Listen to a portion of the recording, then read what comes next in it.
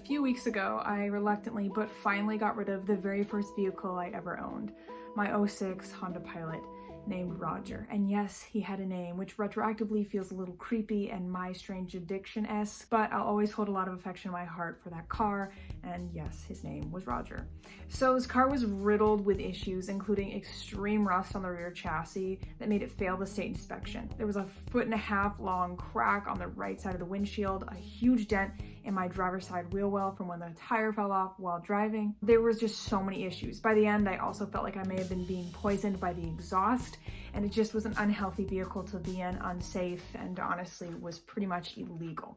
So I sat in my driveway for about 6 months because I was just super reluctant to get rid of it. I'm just very attached to this vehicle, or was very attached to this vehicle, and I just held a lot of sentimental value. I did put it on Facebook Marketplace, Craigslist, and tried to sell it. I had a few people interested, but always felt a little hesitant because people on Craigslist are creepy. And so I never went through with any of the sales and finally found a website that basically buys junk cars. Stick around to the end of the video because I do cover the process that I went through in order to sell this vehicle, and it's fairly straightforward, but there's some tips in there that may be helpful to somebody. Also guys, if you want to, there's this big red subscribe button down there. Feel free to click it, only if you want to though. You can also like or dislike this video depending on your mood, and you can comment down below or find me on Instagram if you want to reach out and chat.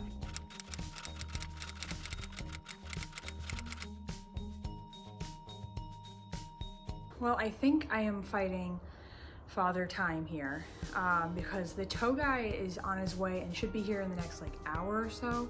And that's Roger. This is my new truck.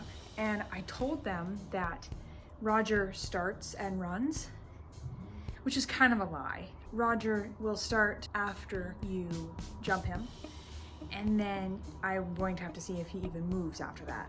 This is gonna sound incredibly dumb, but this is all I know, is that you need these to jump a car.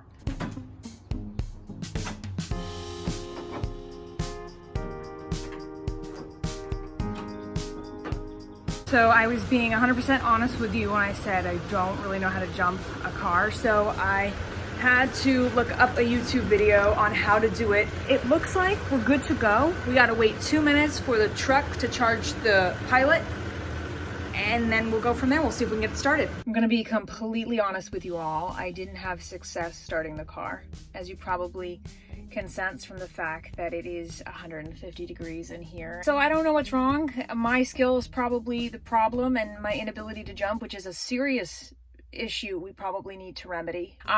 Or it could just be that this battery is so dead that there's no life to it. I'm not sure which one, but I'm a little nervous to keep trying. I'm just gonna call it an L for now, or maybe just rewatch a couple videos and try again. For now, I'm just gonna reminisce. It smells bad in here. No. Well, it kind of always did, to be honest with you. Look how sweaty I'm getting. Let me give you a tour, shall we? Let's go down memory lane, shall we? Shall we? Shelby. Who the fuck is Shelby?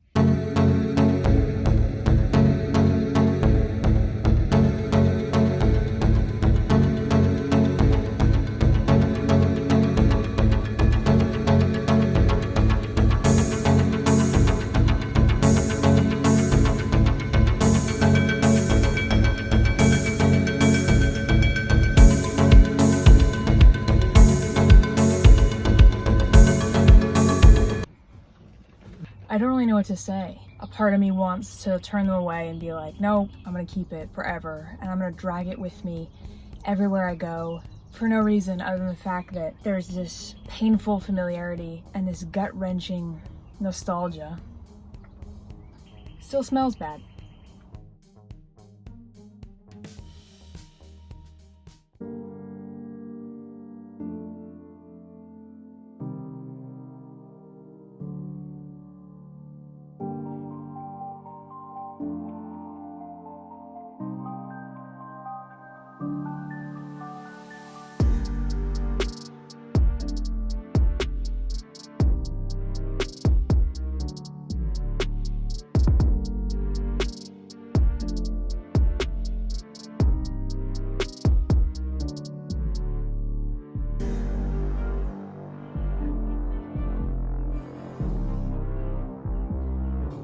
I remember Casey Neistat once said, like, he's not a sad person, but he's like painfully nostalgic. I think it's time to let go.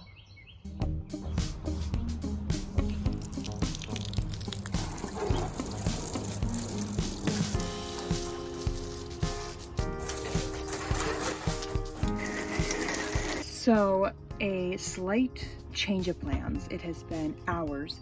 Tow guy hasn't come yet, and I just got to thinking how badly I want this back row of seats, and so I'm taking them out.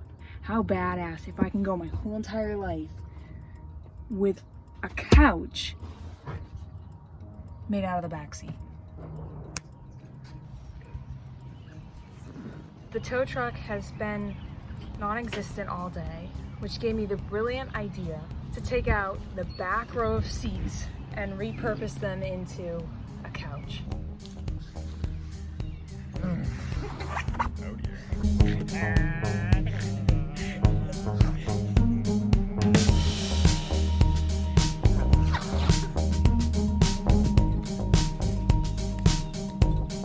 It's been hours, it's been a very long day, but the tow guy is here and he's gonna drive Roger off, fittingly, into the sunset.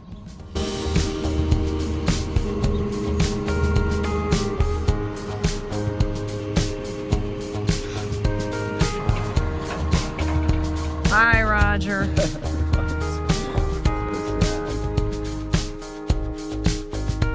Alright you guys, so like I mentioned in the beginning of the video, there's this particular process that I went through in order to sell such a beat up vehicle. So to get rid of Roger, I used pedal.com. So the first thing they want is the year of the vehicle, so I'd say 2006, and I click on that, and then they're going to want the make. It's really simple. They have the names of the vehicles and they have their little logos, so if you don't know much about vehicles, that makes it super easy.